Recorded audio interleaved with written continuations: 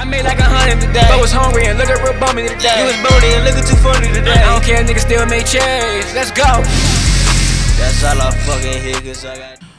What's going on, everybody? And welcome back to another episode of the Chatting with Cheeze podcast. I'm your host, Fat Cheeze. Y'all already know the motto: no gimmicks, only the real. And we are back, episode 17. So we all know we just concluded the NFL week 5, headed on to week 6. We had some great things go on. Y'all already know. I told y'all every week I'm dropping a weekly episode to, you know what I'm saying, give my reaction and my thoughts on everything that went on in the previous week of sports, NFL, and everything like that. Y'all already know what I need y'all to do. Smash that subscribe button. We on our way to 200 subscribers. Also, like and share the content. And you know what I'm saying, just keep rocking with me. So the first topic I came up with, I don't know if everybody who ever watched what games you guys decided to watch over the weekend, but I believe a lot of eyes was on the Commanders versus the Browns, just because, you know what I'm saying, the area that I'm in. But whatever games you decided to watch, hopefully I covered them. But this particular topic has to do with the Browns versus the Commanders. So the first topic I came up with after watching that game was, should the Browns bench Deshaun Watson? And my answer, what I came up with, and I've been putting this everywhere. I've been putting it out there. Any comment section I could find, I've been commenting, saying it.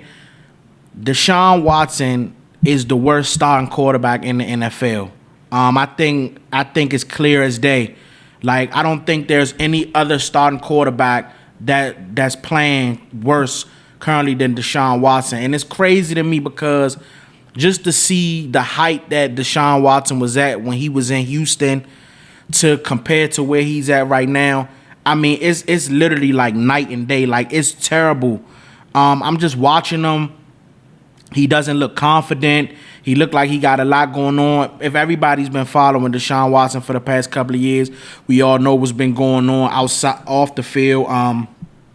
You know, we're not going to get into it, but if you know Deshaun Watson, these last couple of years, Deshaun Watson been going through a lot, but off the field. But, man, the way that he's playing on the field, I mean, it's absolutely terrible. You know, he, like I said before, he doesn't look confident. He can't run. He can't throw the ball. It's like every pass is either too far, or him and his wide receivers are not on the same, not connected, not on the same, you know, not on the same wavelength with one another. It's like when he scramble, it's not the same.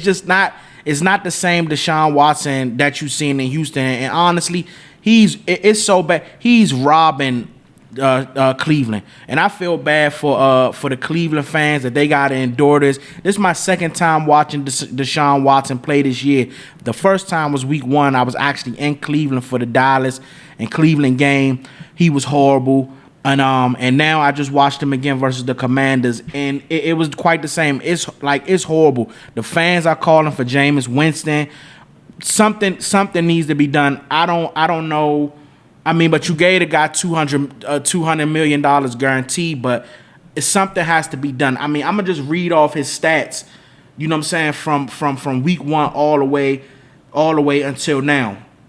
Mind you, week 1, Deshaun Watson had an 8.3 QBR. That's one of the worst QBRs in history. Mind you, this guy's getting $200 million. This guy got a $200 million guaranteed, fully guaranteed contract. He giving you an 8.3 QBR in week 1, and this past weekend he just gave you an 8.5 QBR. But let's go ahead and just dive into his stats through the 5 weeks. Week 1, he gave you 169.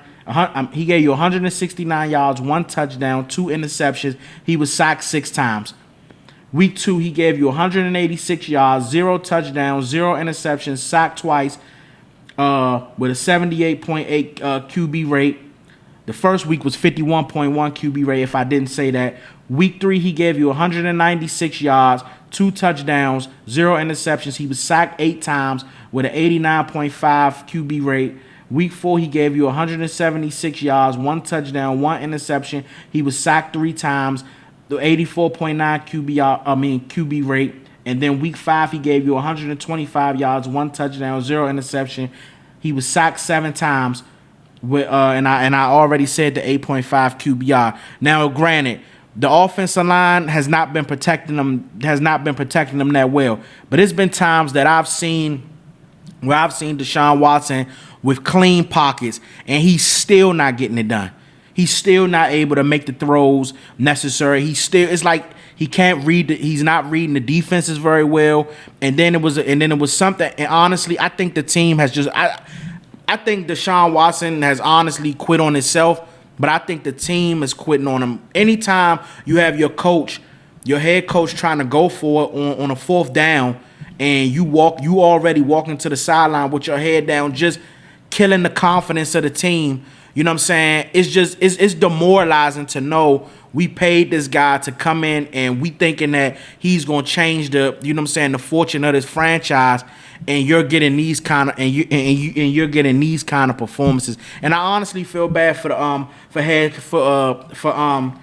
Stefanski, because Kevin Stefanski is a 2-time head coach of the year. So he knows what it takes. He knows what it takes to, win football games and have a good football team. For him to stand up there in that podium and go and decide that, we not even looking at no other options, we're going to go with Deshaun Watson, you could tell that ownership is the one calling the shots because of the contract they gave him. There's no way in the world a two-time coach of the year can sit there and watch Deshaun Watson play and say, this is the guy we're going to go forward with. You might as well tank the season. How can you as a franchise say, as an organization and whole, how can you sell your fans on Deshaun Watson? How? I just want to know that. How can you sell your fans moving forward on Deshaun Watson? I wouldn't want to pay my money to go see that. I wouldn't want to pay my hard-earned money to go see that. How can you sell your fans on that? So it's just, the organization is just bad and total. And I gotta give credit to the defense. I feel like the defense doing their part, but it's only so much we can do. The way that Deshaun Watson is playing, the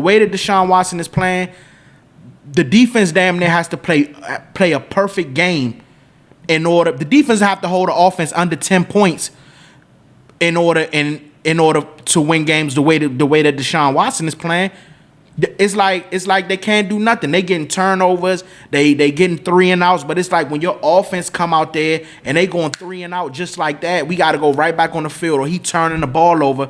It's a bad situation. Jim Haslam, you need to figure something out. Maybe you need to go. I don't know. Something need to be done. But that $200 million guaranteed contract. If I'm Cleveland after this year, I'm considering cutting Deshaun Watson.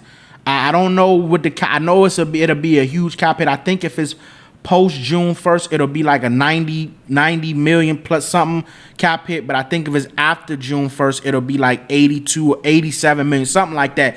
Either way, it's going to be a big chunk of your cap space gone, because you're going to have to pay Deshaun Watson. But at this point, I don't really know any other options. Deshaun Watson is right now. Deshaun Watson to me is the worst starting quarterback in football. Like, Deshaun Watson doesn't even look like he belongs out there He doesn't even look like he belongs out there. You know what I'm saying? It's just it's a bad situation. I mean, this guy, he hasn't even had a 200-yard game all year. We had it in the week 6. He hasn't had a 200-yard game. But for you to post 2 of the worst QBRs in NFL history within 5 weeks in the same season, come on, bro.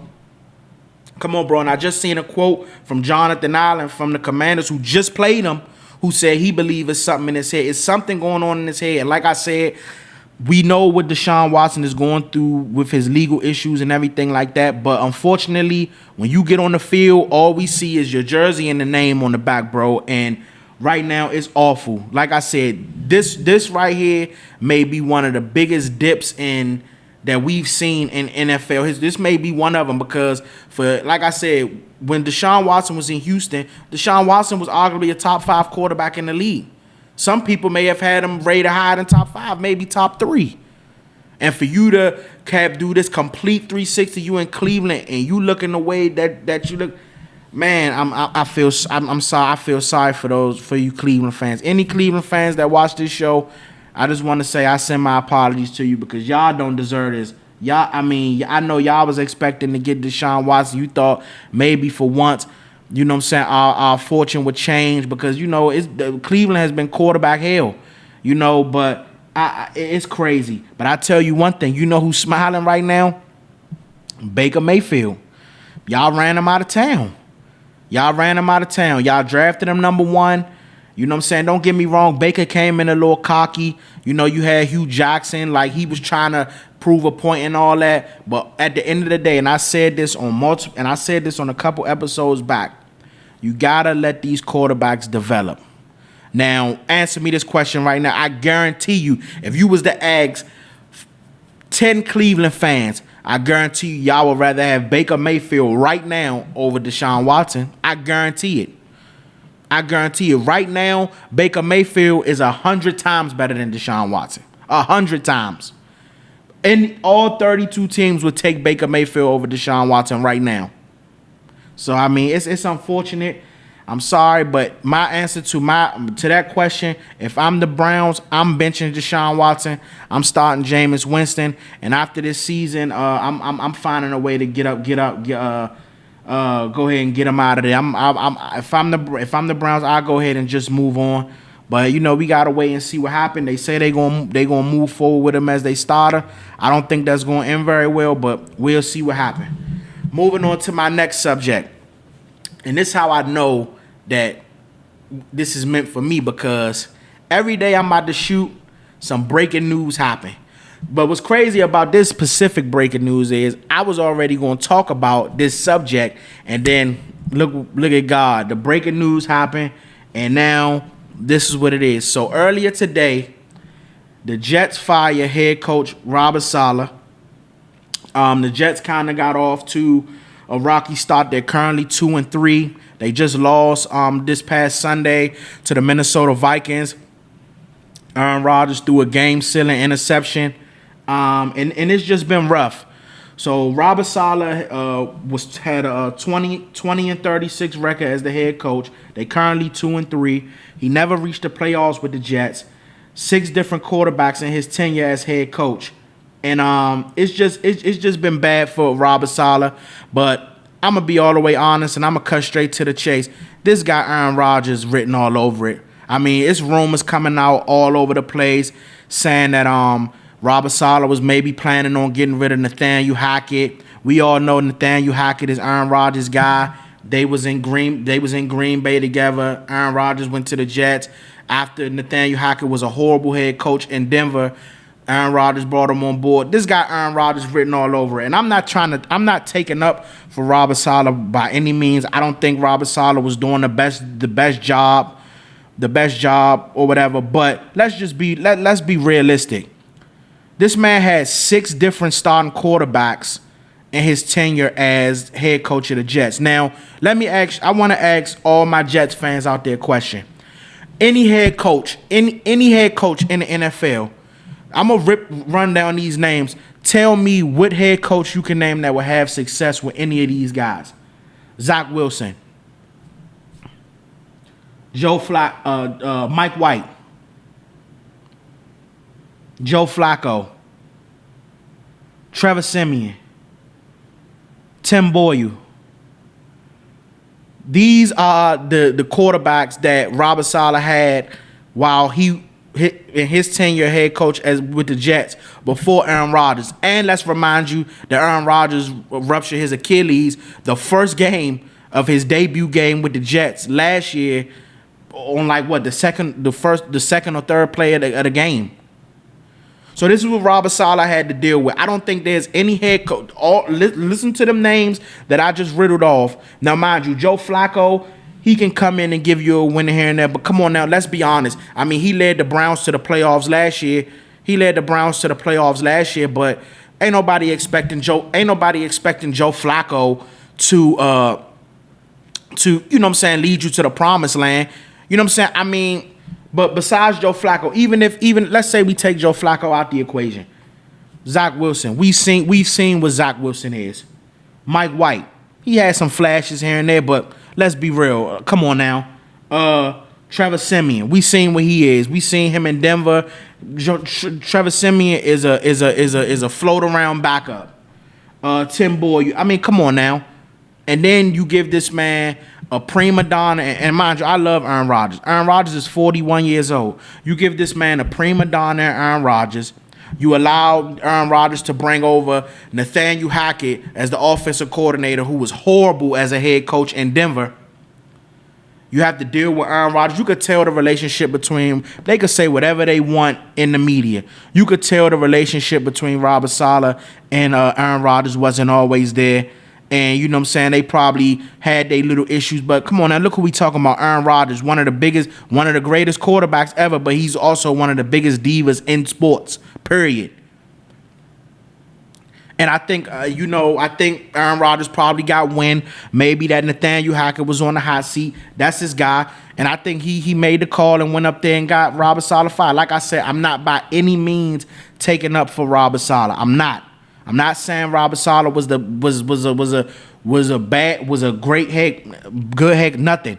He made his mistakes. But what I'm saying is, if any head coach, if they would have been dealt the same hand that Robert Saleh was dealt as his tenure as the Jets, I'm trying to figure out what success would they have had.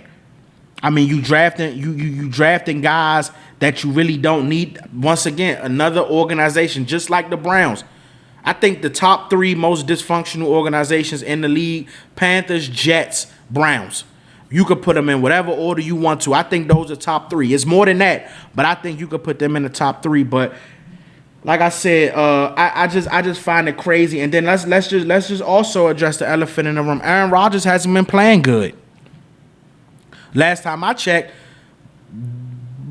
the Jets' defense has been solid for some years now. The problem is never the defense; it's been the offense. So they were expecting, okay, we're getting Aaron Rodgers back. This was Breece Hall's second year coming back off his ACL injury. You know, we got we added these pieces. You know what I'm saying? They expecting, boom. Okay, let's make this thing happen. We got our guy. We got our quarterback. Aaron Rodgers haven't been playing good. Don't let the numbers will distract you to say, oh, well, Aaron Rodgers been playing pretty good. Aaron Rodgers hasn't been playing that good. He just threw a game-sealing interception against Minnesota. He threw a pick 6.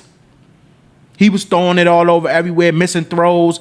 You know what I'm saying? All types of stuff. So we not gonna act like Aaron Rodgers been on fire and this thing just been smooth. He hasn't.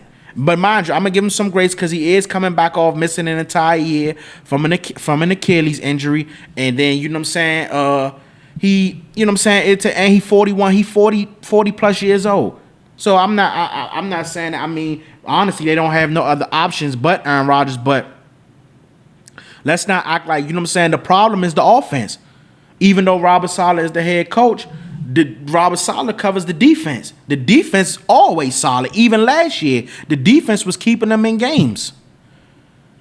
Do we not remember last year the defense shutting down Jalen Hurts and the undefeated Eagles, giving them their first loss last year? That was Robert Saleh. The problem is the offense. And Nathaniel Hackett is the offensive coordinator, and it's a problem. And I feel like that Robert Saleh and Nathaniel Hackett, tension was starting to build. Aaron Rodgers got whiffed of it, and he got him out of there. They said Robert Saleh was in there getting prepared to game plan for the Bills, and got blindsided by the news. Even the defense, they said some of the defensive players were shocked. And then it's all rumors about security having to walk them out and all that. It's just a total. I'm going to tell you one thing. This is not going to end well for the Jets, and it's not going to end well for their fans, unfortunately. They saying they still pursuing Devontae Adams, but like I said, I think Devontae Adams will make a little bit of difference, but you don't want the addition of Devontae Adams to stunt Garrett Wilson's growth. You know what I'm saying? But the offense needs something, because the offense has been the problem. I just feel like Robert Saleh was dealt a bad hand. And I'm like I said, by no means am I making any excuses for him. But you heard the quarterbacks, the names of quarterbacks that I just listed off. I don't believe any head coach in the NFL would have had success with none of those guys besides Aaron Rodgers. But Aaron Rodgers was injured his debut game with them and sat out a whole year, and now we got him and he's 1 year older and trying to, you know what I'm saying, and he's been struggling.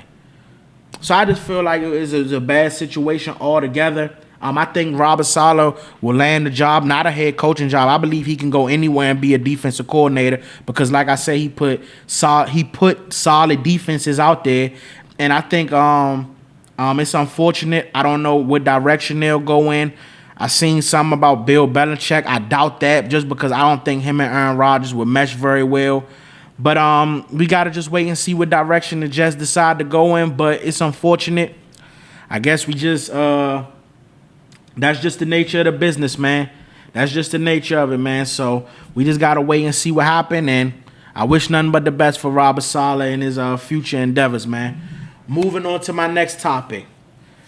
So my Dallas Cowboys ended up in a nail biter on the last drive, going down and beating the Pittsburgh Steelers on Sunday Night Football. Well, it was Sunday night / Monday morning because the game was delayed and, you know, ending at like 12 midnight. So, but it was Sunday night in a nail biter. So my next topic I got, and I've been kind of hearing people talk about this, but I wanted to give my own take on it, was should the Steelers start Russell Wilson when he's cleared to play, when he's ready to come back from his injury? And I'm gonna be honest, my answer is no. But I believe they will.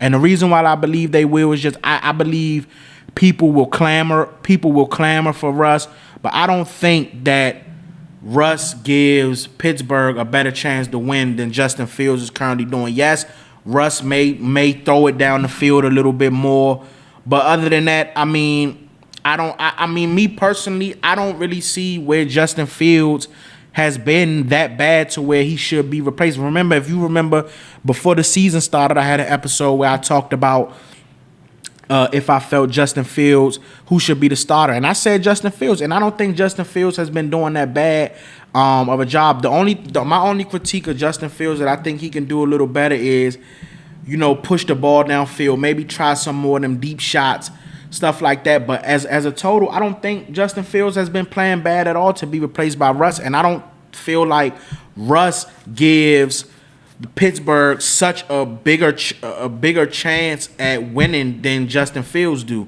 I just don't. I mean, if you riddle off some Justin Fields numbers through 5 weeks, week 1 he went 17 of 23, 156 yards, 0 touchdowns, 0 interceptions. He had a 91.9 QB rate. Week 2, 13 of 20, 117 yards, 1 touchdown, 0 interceptions. He had a 97.3 QB rate.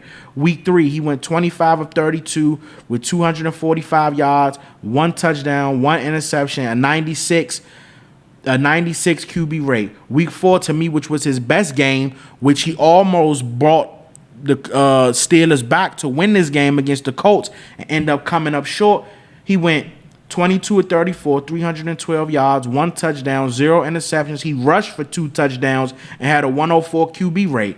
And then this past week against my Dallas Cowboys, he went 15 of 27, 131 yards, 2 touchdowns, 0 interceptions, a 93.3 QB rate. I don't see where the issue is where people are saying Justin Fields should go to the bench. I don't think Justin Fields should go to the bench. I think Justin Fields have been doing enough for the Steelers to win football games.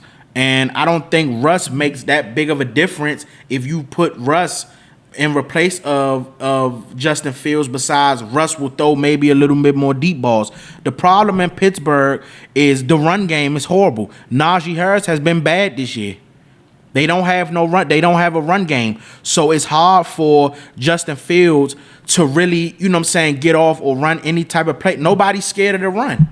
Nobody's scared of the Pittsburgh Steelers are a bottom feeder team when it comes to running the football. So they don't scare anybody. So teams can sit back, don't have to worry about loading the box, and you know what I'm saying, it makes it a little tougher for Justin Fields to throw it down the field. Another problem is the receivers. I love George Pickens, but George Pickens, he doesn't get any separation from anybody. He's not out there. They don't have any real receivers that can really create their own separation. Don't get me wrong. Like I said, I like George Pickens. I think he's a solid receiver. But I think maybe they should have probably tried to hold on to Deontay Johnson, who ended up going to Carolina, or maybe they should have made a move for another receiver. I heard they're in on Devontae Adams. So that goes to show you that they're looking for somebody to come in there and help, and probably that can create that separation, or you know what I'm saying, give more weapons. Right now, besides Pickens, they have nobody.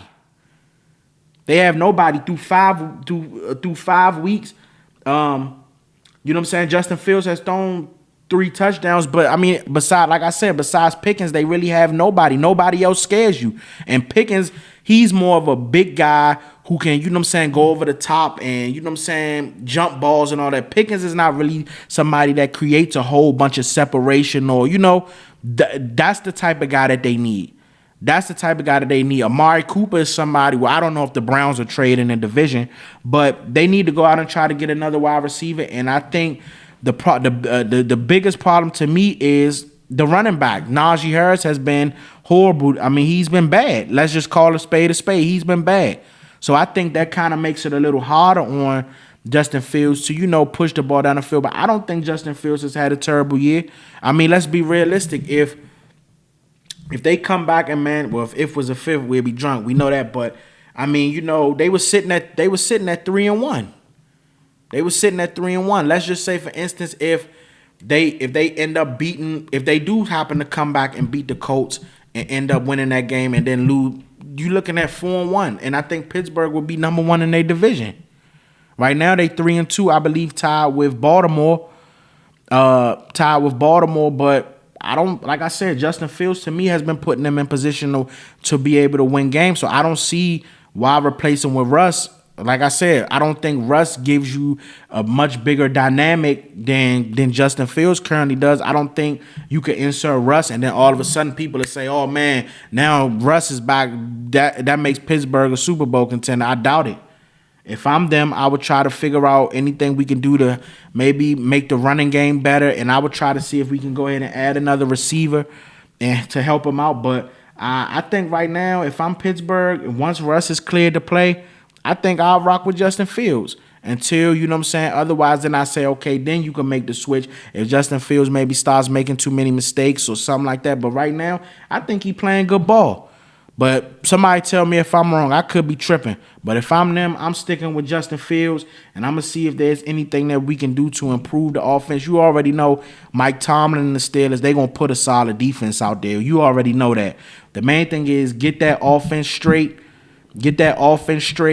And I believe that, honestly, Pittsburgh has a chance to compete for the division.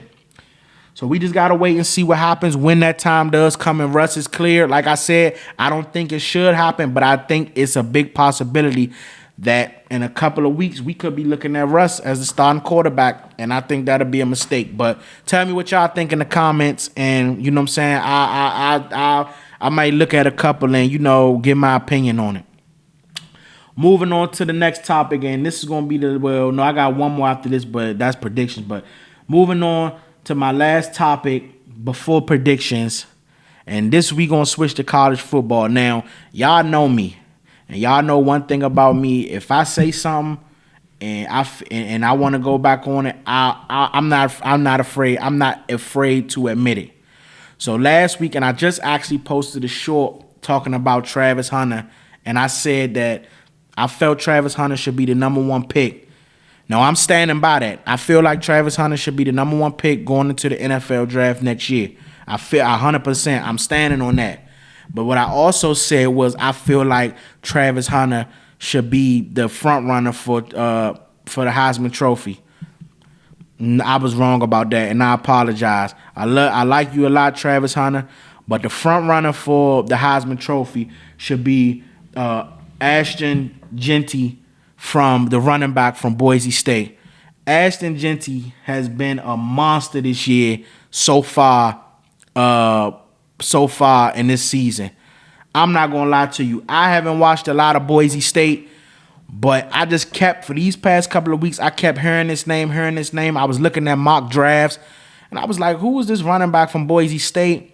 And he looked, he's so high up in the ranks. I said, you know what? Let me go check his highlights out. And then this week, I'm sitting back. I'm looking. I'm thinking, okay, maybe it's a little hype. I don't know. I'm sitting back. I'm watching games. Boom, come to my phone. Ashton Jeanty breaks off a 75-yard run. Then another drink come to my phone. Probably like a couple of minutes later, he broke off another long run. I'm like, hold on. Then I'm going to go look at the highlights of it, and bro, it's just effortless. You see the strength.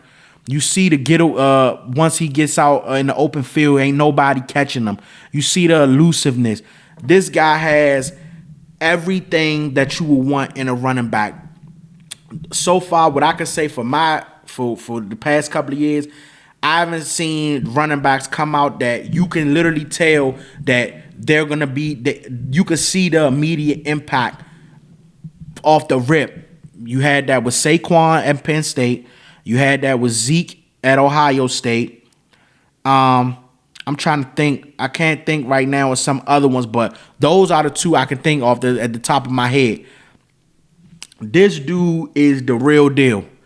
I don't know if people going to try to use it don't matter, because I mean he put up numbers against Oregon. He got the team right now. They currently sitting at 4-1, but this dude is the real deal, and I'm gonna give him some love. Like I said, he got me about to tune into some Boise State football, and this guy should be the front runner for the Heisman Trophy. Like I said, I love Travis Hunter. I do still believe Travis Hunter should be the number one pick in the NFL draft going into next year. But this dude right here got to be the Heisman front runner. I'm gonna read off his numbers just in the first 5 games. This is versus Georgia Southern. He gave you 267 yards, 6 touchdowns. His longest run was 77 yards. Versus Oregon, he gave you 192 yards, 3 touchdowns. His longest run was 70 yards. Versus Portland State, he gave you 127 yards, 0 touchdowns. His longest run was 68 yards. Against Washington State, he gave you 259 yards, 4 touchdowns. 64 was his longest run. And this past Saturday against Utah State, he gave you 186 yards, 3 touchdowns. 75 was his longest run. Mind you, their only loss was against Oregon, and that was only, I think, if I'm not mistaken, like 3 points. So they competing. But this dude is the real deal. Every game, he has at least a 60-plus yard run. Every game. And this past game against Utah State, he had like 2. I believe his other run was for like 80-something yards. But this dude, the real deal. I said I could not let this show go. I was thinking of all the topics. I said I cannot let this show go past without giving bro some love. He has been a monster this year. I hope he landed my Cowboys, but I don't know, because right now, the other running back was Bijan. If you want to throw Bijan in that mix too, Bijan was something serious at Texas too. But this dude right here, this dude is the real deal. From what I've seen with my own eyes, he gives you everything that you want in the running back position. Like I said, speed, elusiveness, power, everything. This dude right here should be the front runner for the Heisman Trophy. And if he keep playing like this, I believe he will win the Heisman Trophy. He should win the Heisman Trophy. If he don't and he keep putting up numbers like this, it'll be straight highway robbery. But I had to show him some love. I had to show him some love today. You know what I'm saying? Because like I said no, I could not let this show go past without putting that out there. Ashton Jeanty, running back, Boise State. If you haven't checked him out, please look at his highlights. Whatever you got to do, check him out. Real deal. Shout out to bro. Like I said, so I switched it up. This should be the front runner for the Heisman Trophy. Had to throw that out there. Moving on to my final and last topic of the show, and this is just my predictions. Now, last week was a better week than the week before. I think the week before it was pretty good though. I went 10-6. And then the That was the episode before last. In the last episode, I just tied it up. I went 9-5. A couple of them, it should have been a little better because the Seahawks messed me up. 49ers lost by 1. Who else? It was somebody else that I took that I kind of felt like it was somebody else. I can't think of it right now off the top of my head who it was that ended up the Panthers. I took the Panthers over the Bears. So that kind of messed me up. But I did pretty good though. 9-5 last week. So we're gonna try to get a better record this week. Remember what I tell y'all. If you take my picks, that's at your own discretion. I'm not telling nobody to use my picks to put on their parlays, to put none of that, because I don't want y'all coming back saying, oh, Cheeze said this and that. No. This is my predictions. This is what I think. So if you choose to use them, that's on you. But once again, I'm letting y'all know this is what I think. So this week right here, the predictions I came up with. So I'm going to start off with Thursday Night Football. I took the Seahawks over the 49ers. The reason why I took the Seahawks over the 49ers, even the Seahawks just came off a terrible loss to the Giants. But the 49ers, I think, man, you really starting to see the effects of them not having Christian McCaffrey. I just think right now teams, they don't really fear them. I don't think teams feel like they have much to worry about with Christian McCaffrey not being there. Christian McCaffrey made them such a dynamic offense. He helped out Brock Purdy a lot with him being able to play action off of him, and that was getting guys like Ayuk, Kittle, Jennings, Deebo Samuel. They running scot-free just off of Christian McCaffrey. I think that element being gone from that offense, you're starting to see it. You've been seeing it for a while now. I don't know how long or what's going on with Christian McCaffrey's situation, but I think the 49ers need him back ASAP because you're seeing this is not the same team from last year. So in Seattle, Thursday night, I went with the Seahawks. This next pick, and I went hot overhead. Now remember, last week I took Pittsburgh. But that's because everybody know I'm a diehard Cowboy fan. It was kind of like some reverse psychology thing, but I took Pittsburgh because I felt as though without Micah Parsons, without DeMarcus Lawrence, Brandon Cooks not playing, we got a lot of injuries. We don't have a run game outside of CD. You know, it was just a lot of factors, and I said in Pittsburgh Sunday night, crowd gonna be rocking. You got T.J. Watt. My Cowboys, I'm not going to lie, even though it was the last minute, and they didn't play good. I'm not going to sit up here and say they didn't play good, but they made me proud being able to stay in the game, going down, winning that last second drive. Dak did his thing, what was supposed to be done when it needed to be done. We got to give him some kudos. They made me proud. So I said this week, and you know what made me feel good? I'm going with the Cowboys over the Lions. The Lions are currently a 3-point favorite, but I'm going the Cowboys over the Lions. I think if we can manage to just win this game heading into our bye week, everybody should be getting back a little bit more healthy. And you know what I'm saying? We should be kind of like, but I think the factor's going to be for that game. I love what I seen from Jalen Toe, but I'm hoping that was a confidence booster for him. They're winning that game, getting that game when he had a career game. Rico Dowdle had a hell of a game. I just need CD and Doc to get rid of that argument going back and forth on the sideline thing. But I went Cowboys over Lions. I don't care if the Cowboys win by 3 points. I just want them to win. Like I said, I may be going hot overhead, but I went Cowboys. Moving on. I took the Bears over the Jags. I took Eagles over the Browns. You know damn well I'm not picking no Browns after my first topic and the way that they look. Hell no. I might not take the Browns all year. I went Bucks over Saints. News just came out that Derek Carr's going to be out a little while. He's been playing not that good anyway, so I mean, I don't know who they're going to go with as they back about. Maybe Taysom here. I don't know. But I went Bucks over Saints. I went Packers over Cardinals. I went Colts over Titans. I don't know. The Titans just haven't really been impressive to me this year. They haven't looked good at all. And like I said, you know Joe Flacco, one thing about him, he could come in there for the Colts and find a way to win a game. So I took the Colts over the Titans. I went Ravens over Commanders. To me, that's going to be the game of Sunday. The Ravens and the Commanders. And all my Commanders fans, this is what I'm saying. Even though I took the Ravens over the Commanders, let me put one thing out here. I believe, and I would not be shocked if the Commanders went to Baltimore and won that game. I believe in momentum. I believe in a team getting confidence, and I think right now the Commanders are riding high. And I don't think Baltimore is the team that everybody's kind of painting them out to be. Yeah, they got Derrick Henry. Yeah, they got Lamar. They could run.